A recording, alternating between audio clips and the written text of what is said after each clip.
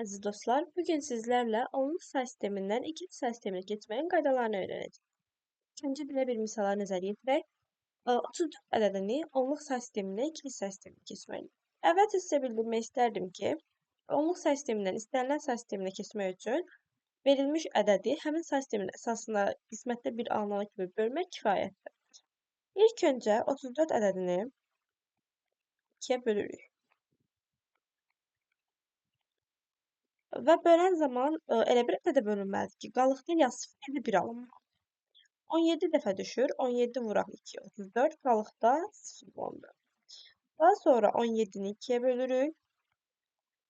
8 dəfə 2, 16, qalıqda isə 1 düşür. 8 ədədini 2-yə bölürük. 4 dəfə düşür, 4 dəfə 2, 8, qalıqda isə 0 alındı.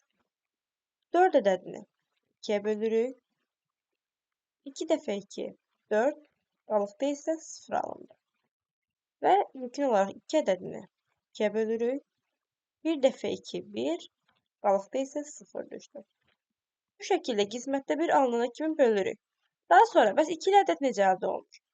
Gördüyünüz kimi qismətdən ən birinci qalığa doğru ədədlər sırayla düzülür. Yəni 34 ədədinin ikilik qarşılığı 1, 0, 0, 0, 1, 0 ədədidir.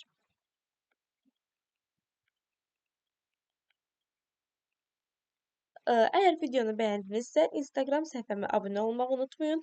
Ətraflı şəkildə məlumat üçün isə dərslərimizə qoşula bilərsiniz.